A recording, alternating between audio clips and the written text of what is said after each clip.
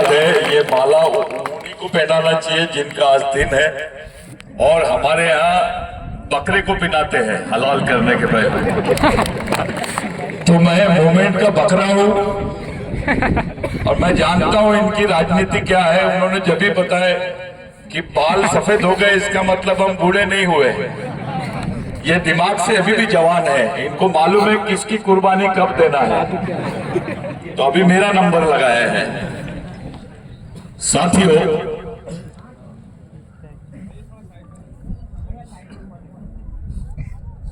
मैं जो बात बोल रहा हूं, मैं समाज की पंचायत में बात कर रहा हूं। आज के पंचायत में हमारे बीच में देश के सबसे नामचीन विवादित वकील सुप्रीम कोर्ट के, जिनके नाम से जज को भी पसीना आता है, आप बलराज मलिक साहब यहां मौजूद है। बलराज मलिक साहब को यहां बुलाने का कारण क्या है? पहले इस पे बात हो जाए थोड़ी 2 मिनट के लिए। 2023 में गवर्नमेंट ऑफ इंडिया ने, यही मोदी सरकार ने, आरएसएस की सरकार ने जंगल यानी वन संरक्षण संवर्धन अधिनियम बनाया, और वो अधिनियम के तहत जंगल से सटे हुए 25 किलोमीटर के दायरे में जितने आदिवासी गांव हैं, उनको हटाकर उस जमीन को कॉर्पोरेट्स को देने का प्रोविजन किया। कॉर्पोरेट यानी उद्योगपतियों को देने का प्रोविजन किया। साथों साथ आदिवासी क्षेत्र में पुलिस स्टेशन को हटाकर वहां सीआरपीएफ के कैंप्स स्थापित करने का प्रोविजन उस बिल में किया गया। अगर ये बिल पास हो जाता, उसको पार्लियामेंट में तो पास कर दिए, अपने गांडू नेता कुछ नहीं बोले, ताली नहीं बजाना कोई। तालियां बजाने का काम किनका है आपको मालूम है? कुछ नहीं बोले और वो पार्लियामेंट में पास हो गया। देश की राष्ट्रपति आदिवासी थी, वो ये जान रही थी कि अगर ये बिल पास हुआ तो देश के 6 करोड़ आदिवासी अपने इतिहास के साथ हमेशा हमेशा के लिए उस जमीन से बेदखल हो जाएंगे। उस बिल पर मैंने समाज के तमाम बड़े बड़े नेताओं को देखा, संगठनों की तरफ देखा, किसी को समझ में नहीं आया कि वो बिल क्या है। जब मैंने उसका अध्ययन किया, कुछ साथियों को बुलाया, माननीय शरद पवार साहब से भी मैं डिस्कस किया इसके बारे में। उन्होंने बोले यार ये तो पास हो गया है, और पार्लियामेंट का सेशन में विपक्ष नहीं था तब ये पास हो गया। मैंने बोला सर विपक्ष नहीं था, ये पास हो गया ठीक है, लेकिन पास होने के बाद विपक्ष अपनी भूमिका निभा रहा है कैसे? तो बोले बात तो सही है, सब चुप है, क्या बात है? साथियों, अगर वो बिल पास हो जाता तो 6 करोड़ आदिवासियों के पास से उनकी जमीन, जहां पर वो हजारों सालों से रह रहे हैं, वो जमीन छीन ली जाती। मैं यहां आधिकारिक रूप से बात कर रहा हूं, पत्रकार होंगे वो भी मेरी बात को नोट करें। 6 करोड़ आदिवासी, उनको खत्म करने का षड्यंत्र रखा गया था उस बिल में। जब मैं दिल्ली गया तो मुझे बोला गया सतीश बेंदाम, अबे ये कॉर्पोरेट के लिए दिया गया बिल है, अगर तू बीच में जाएगा तेरे को मार डालेंगे, तेरा नामो निशान भी नहीं रहेगा, तू क्यों जा रहा है खिलाफ में? मैंने बोला साहब हमारा समाज तो वैसे ही मरा हुआ है, मैं मर गया तो इससे कौन सी हानि होने वाली है समाज? तो बोले तुम ये क्यों कर रहे हो? मैंने उनको बताया मैं सच बोल रहा हूं, मैं ये पिटीशन डालने इसलिए आया क्योंकि मैं टंटा भील की औलाद हूं। कोई ताली नहीं बजाएगा। मैं पिटीशन डालने इसलिए आया कि मैं राघोजी भांगरे की औलाद हूं। मैं पिटीशन डालने इसलिए आया हूं क्योंकि मैं बाबूराव शर्मा की औलाद हूं। मैं पिटीशन डालने इसलिए आया, मैं रेंगा कोलको की औलाद हूं। मैं पिटीशन डालने इसलिए आया क्योंकि मैं अंबेडकर की औलाद हूं। मैं पिटीशन डालने इसलिए आया क्योंकि महात्मा फुले की औलाद हूं। और मैं पिटीशन डालने इसलिए आया क्योंकि मैं बिरसा मुंडा की औलाद हूं। वो पिटीशन के लिए साथियों सुप्रीम कोर्ट का कोई वकील तैयार नहीं हो रहा था।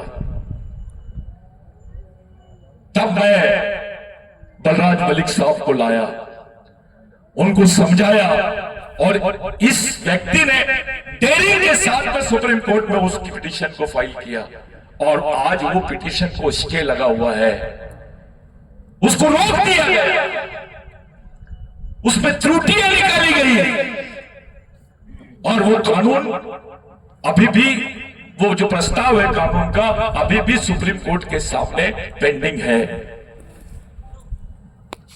अगर वो कानून फिर से लागू हो जाता है तो फिर 6 करोड़ आदिवासियों के सर पे से छत हट जाएगी, उनकी जमीन से, उनके पैर के नीचे से उनकी जमीन चली जाएगी। ये मामूली बात नहीं है। कुछ लोगों से मैं मिला जब मैं मध्य प्रदेश में आया, ठाकुर दादा बिल्कुल सही बोल रहे थे, लाइनमैन दादा था, जादव दादा थे, हमारे सेनानी साहब, करू सेनानी साहब आज हमारे बीच में नहीं है।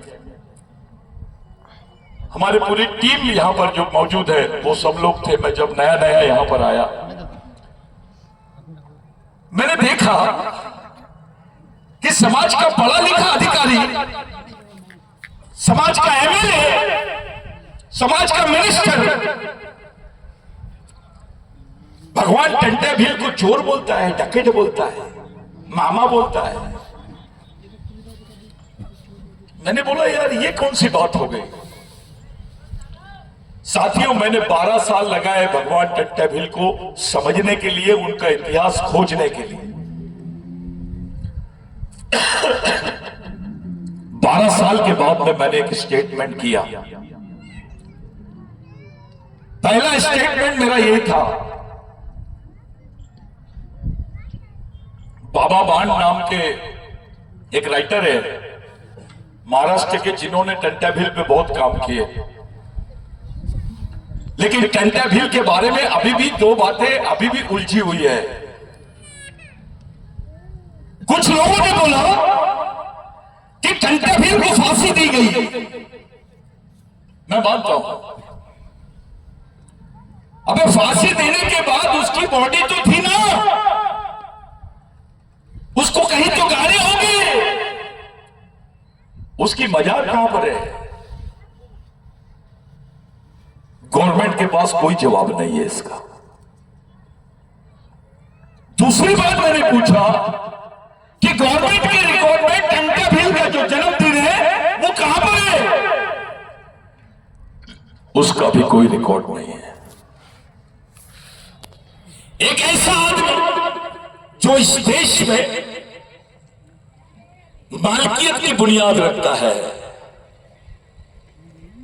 संविधान में आपको आदिवासी बनाया, यूएनओ ने आपको इंडिजिनियस पीपल बनाया,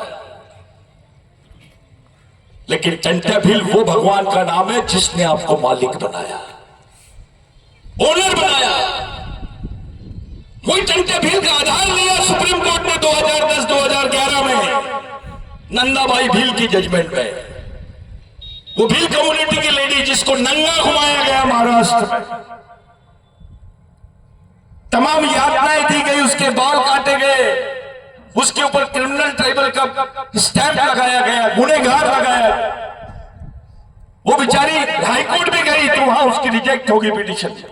जिन्होंने मारे उनके केस नहीं, लेकिन वो भी लेकर के उस पर केस लगा दी गई। हमने महाराष्ट्र के बिरसा ब्रिगेड की मार्फत महाराष्ट्र के एमएलए को रूम में बंद कर दिए थे।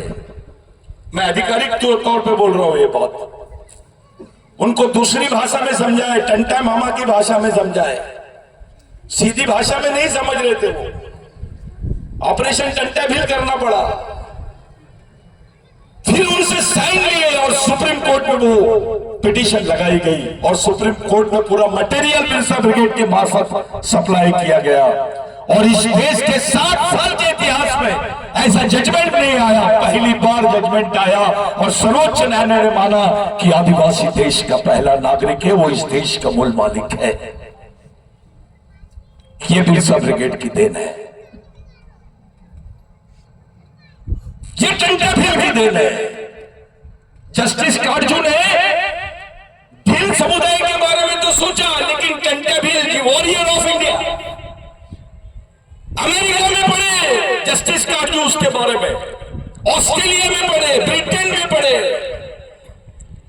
टंटा भील के किस्से केवल निमाड़ मारवा और महाराष्ट्र में नहीं, दूसरे देशों में भी पढ़ाए जाते हैं। आज भी है, एकेडमिक स्टडी है उसकी, उसके एविडेंस है, उसके प्रूफ है। विश्व के कई देशों में टंटा भील को जाना जाता है। अंग्रेज तो उनके दुश्मन थे। ऐसा कौन सा शख्स है जिसको उन्होंने डायरेक्टली बोल दिया कि भाई अंग्रेजों ने टंटा भील के बारे में लिखा ब्रिटिश टाइम्स में कि he is a Robin Hood, real Robin Hood. Robin Hood का मतलब क्या होता है? भगवान के समकक्ष। एडवर्ड जॉन नाम का एक अंग्रेजी राइटर था, उसने टंटा भील को जब लेके जा रहे थे जबलपुर जेल में, तो वो पूरे जेल के हर स्टेशन के ऊपर में लाखों लोग, आदिवासी नहीं गैर आदिवासी भी टंटा भील के दर्शन के लिए खड़े थे। उस अधिकारी ने लिखा ही इज ए लिविंग गॉड, जिंदा भगवान बोला उसको, जिसको अंग्रेजों ने रॉबिनहुड बोला, जिसको जिंदा भगवान की उपाधि दी गई, वो अचानक डकैत कैसे बन गया? इस पर मैंने विचार किया। उसको चोर कैसे बोला जा रहा है? इसके पीछे का बैकग्राउंड क्या है? साथियों,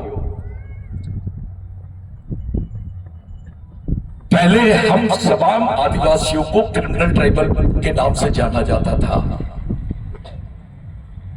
ये क्रिमिनल ट्राइबल साधारण बात नहीं है। क्रिमिनल ट्राइबल ये बहुत बड़ी बात है। विश्व के किसी भी देश में आदिवासियों के खिलाफ में ये षड्यंत्र नहीं किया गया जो भारत के आदिवासियों के खिलाफ में किया गया। आपका बच्चा पैदा होते से ही गुनाहगार होता था। आपको सरकारी महकमे में कोई नौकरियां नहीं थी। आपको मारने के बाद भी 302 दाखिल नहीं होता था। आपका मर्डर भी हो जाए तो 302 दाखिल नहीं, रिकॉर्ड पर है। इसको हेरिडिटरी एक्ट का नाम दिया गया था। ब्रिटिश एम्पायर में टंटा भील ने इसका विरोध किया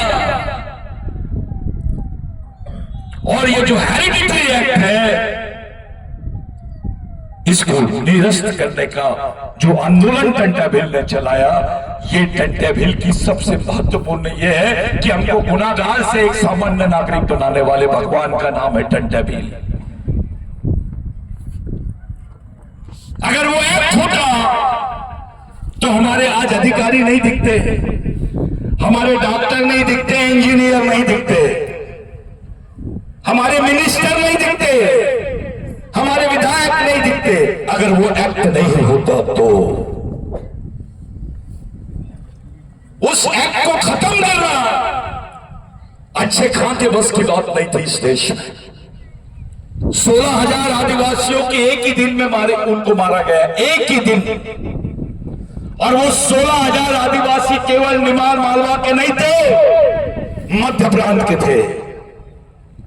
वो 16,000 आदिवासियों की मौत के बाद ब्रिटेन में यह बिल पास हुआ कि जो क्रिमिनल ट्राइबल एक्ट है, ये अनलॉफुल कानून है, यानी ये न्याय संगत कानून नहीं है, इसको रद्द किया जाए।